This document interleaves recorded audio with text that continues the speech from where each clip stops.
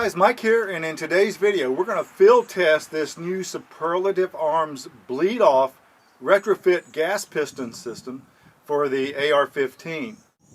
What we want to look at today is the adjustments of this system.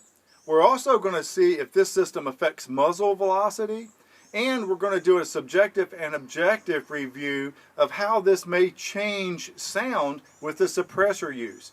In other words, does the bleed-off system make the sound suppression worse, or does it make it better, or does it have any effect at all? And we'll use both subjective and objective criteria for that. Now first, as far as the adjustments of this system, what I've done, we're going to test this with our registered M16 lower. And I've taken the usual H3 buffer out of this lower, and I've replaced it with a KAK Industry configurable buffer kit buffer using the very lightest weight. If you want to check out our review of that system, you can. We'll put a link up and you can look at that and come right back. Now, the goal for using a lighter than usual buffer in this system is to make sure that we can maximize the amount of adjustment we do, so that when we do the bleed off adjustment and when we do the restrictive adjustment, if there is any difference, we can kind of maximize that difference so we can show it to you. Now let's talk a little bit about what I want to do as far as the restrictive adjustments. Remember that this system is designed so that you take the adjustment screw, you screw it all the way in, and then you back it out 4.5 turns. At that point, you have taken the screw and completely moved it out of the path of the gas flow, and that is a completely open adjustment. Now, if you continue to screw the screw out from that 4.5 turns, then you enter a space that's going to let a little gas bleed off more and more as you screw it further out. But if you screw it in from that 4.5 turn position, then what you should see is that you get more and more restriction of gas flow. That's the kind of situation that you see in almost every other adjustable gas block. You get a restriction of that gas flow. And so everybody's wondering, well, what's the difference between using the restriction and then going the other direction and just bleeding off a little excess pressure? Are there any downsides? Do you lose muzzle velocity? Is that going to make more noise when you have a suppressor on the end of the gun? So those are the kind of issues that we want to address. So first we're going to do the adjustments. We'll use one round in the magazine at a time. And what we want to do is adjust this system so that you get the bolt held back with that empty magazine. And remember, according to the instructions, once you find that spot, then you're going to go back 1/4 of a turn to assure that there's extra gas in the system to make the system reliable. And then what we're going to do is compare those two positions, the restricted sweet spot and the bleed off sweet spot, and look for differences in muzzle velocity, see how it sounds when we put a suppressor on the end of the barrel, and then see if there is any downsides to this bleed off system versus a restrictive system. Now guys, I do want to point out a correction in our first video as far as adjusting the position of the gas block. You do have to have this gas plug screwed all the way in tight as you're trying to position this gas block fore and aft. And then once you get the position of the gas block, that's when you loosen the gas plug and get the detent to the 6 o'clock position. Alright, we just finished looking at the restriction, and what I did is I started with 4.5 turns out, which is 18 clicks from the closed position out. Here you have a fully open gas port, and what I did is go down, restricting the gas flow 2 clicks at a time. And what I found is when I went down to a total of only 2 turns out, the bolt held open and the brass was ejecting at about 4 o'clock. When I went one more click in to restrict even further, the bolt did not hold back. Now, according to the instructions, at 8 clicks out, the brass ejects and the bolt holds open. So you do one more 1/4 turn or 1 click so you have a little extra gas just for reliability and safety. And so, given that, if we're talking about the restriction part of this gas block, 9 clicks out should be the sweet spot for restriction. So we're going to use that. Now in all of our tests, we're using M193 military ball, 55 grain ball for our ammunition. So we'll have that consistency, both in the velocity test and in the hearing test. So now, what we've proven is that certainly, if you insist and you get the Superlative Arms gas block with the bleed-off system, if you want to just use a restrictive system, this system works just like any other adjustable gas block in that regard. Now what I want to do is go through the same steps doing the bleed-off, and we'll find our sweet spot for the bleed-off. We're going to start looking at the bleed off. So we start, remember, 4.5 clicks is fully open, and then we're going to go 2 clicks at a time, or a half a turn at a time, until we get failure of the bolt to hold back. So we have 5 turns out, and here we should be starting to enter the gas bleed off function of this gas block. Okay, the bolt held back, and we had ejection at about 3 o'clock. So now we'll continue in the same process. We'll go out 2 clicks at a time until the bolt doesn't hold back. Then we'll start going back 1 click or a quarter turn until we find the bolt holding back. And then we'll go back in 1 more click or 1 more quarter of a turn just as a safety margin. All right, now on the gas bleed off side of these adjustments, what we found is the breaking point for the bleed off system. When we went to 26 clicks out, which is 6.5 turns out, the bolt failed to hold open. At 24 clicks out, that's 6 turns out, the bolt held open and the brass ejected at about 4 o'clock. So we tried 25 clicks. And so at 25 clicks, the bolt still did not hold open. So 24 clicks was that breaking point. And remember, for safety, we want to give it a little bit of extra gas. So we go 1 more quarter turn. And in this case with the bleed off, that means we go 1 more quarter turn in and take off a quarter of turn of that extra bleed off.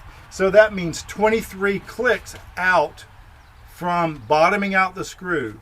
So now we're going to look at bullet velocity, and we're going to look at subjective and objective sound readings with the suppressor on, and compare the results if you use a restrictive gas block versus using the gas bleed off gas block. We're going to use the same gas block to do both of those tests and to see if there's a functional and practical difference between these 2 techniques of adjusting the amount of gas pressure driving this op rod. Now remember, I did use a very light bolt in this system to maximize that difference. So if we see a difference in velocity or sound, we've kind of maximized what that difference will be. So let's see what we find out. We're going to do the velocity test using the restriction. So we've adjusted the gas block to 9 clicks out, 3220, 3245, 3188, 3143, 3207. Using restriction with the Superlative Arms gas block, we averaged exactly 3,200 feet per second using M193 ball. Now what we want to do is adjust this out using the bleed off technique that this was designed for, and let's see if we get a difference in velocity. We've adjusted this gas block out to 23 clicks, 3144, 3151, 3192, 3228, 3183. So the average velocity using the bleed off system was 3,180 feet per second. So there is a 20 foot per second difference between the restriction and the bleed off system. So 20 feet per second, not a whole lot. And remember, in this situation, I've used a very light buffer so we can maximize and show if there is any difference. And I think when you're talking the difference between 3,180 feet per second versus 3,200 feet per second, that's a very nominal difference. Okay, one of our viewers asked a question about the Cerac piston kit and wanted me to go ahead and just look at the velocity that we're getting out of that. Now understand, this isn't a direct comparison between these two kits. This is a different barrel, different gas port. And so, but just out of curiosity, we're going to at least measure the velocity using the same ammunition out of this Cerac kit. 3085, 3085, 3143, 3128, 3177, 3166. So with the Cerac piston kit, we averaged 3140 feet per second, so 3,140 feet per second. So it's not a scientific comparison, but the point is that 20 foot per second difference between the bleed off and the non-bleed off is really very negligible. And using the different piston system with a different barrel, the same ammunition, we get a significantly more difference in bullet velocity. Let's go ahead and move on with our sound test now, looking at the bleed off versus the restriction. With this suppressor, we started at 25 clicks and we went 2 clicks or half a turn, and we kept going until we got to 39 clicks out. And at 39 clicks, we had our first failure to hold the bolt back. We went back to 38 and we had the bolt held back. So remember, we're going to do another quarter turn as a safety margin. At 37 clicks out, we're bleeding off a lot of gas from the front of this gas block. So now what we want to do is shoot this and try to measure the sound level and see how this compares when we crank the adjustment screw down and get into our restrictive function of this gas block, and see if there's a difference in sound, perceived sound and measured sound, when we use bleed off versus restriction as a way to tune the gas block. Now for our suppressor test, trying to figure out if the bleed off is quieter or louder, we're going to use a decimal meter. I kind of placed it near where my ear is going to be when I shoot, and we'll take 3 shots and we'll see what kind of readings we get. Unfortunately, we're still getting some threatening thunderstorms out here. So let's see, we'll take a shot.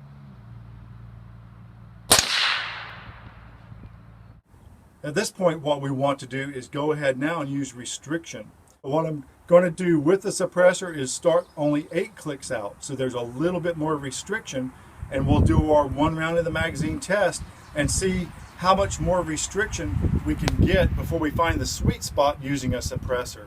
So using restriction, we cranked this thing all the way down, and it didn't start failing to hold the bolt back until we went to only 2 clicks out. We had a failure there. We didn't have a failure with only 3 clicks or 3/4 of a turn. But remember, we give it a 1/4 of a turn for safety. So 4 clicks out, 1 revolution when you're on the restrictive side using this gas block, and you've got good function with a suppressor. So now we're going to go ahead and check our subjective and objective sound using a suppressor and restriction.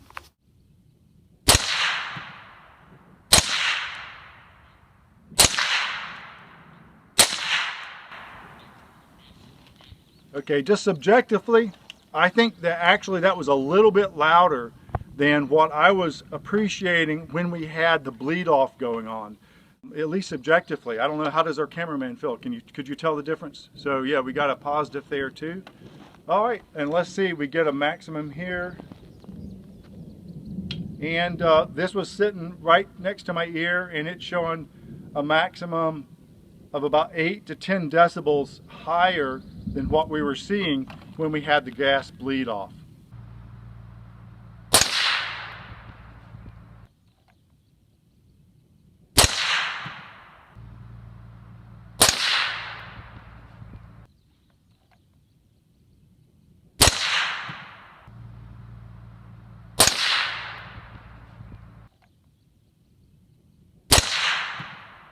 We finished our evaluation in the field using this Cerac adjustable gas piston kit with bleed off. And a couple of things that we found. Number one is, as far as using a restrictive system and a bleed off system, we really didn't get a significant change in the muzzle velocity, and that was one question I was curious about. The second question we wanted to look at is, does this affect your perceived noise when you put a suppressor on and you use a bleed off system? And what we found is that clearly, certainly subjectively, the system is much quieter in a bleed off mode than in a restrictive mode. And I think that with the decibel meter too, we saw about 8 decibels quieter function when we had the bleed off gases escaping out of the front of the gun. So all in all, this has been a very reliable system. I think it does have something to bring to the table. I hope you found the information useful. If you did, consider hitting the like button and subscribing to our YouTube channel. As always, if you have any questions or comments, please post those, and I'll try to respond to those in a timely fashion. Thanks for watching, and we'll see you next week.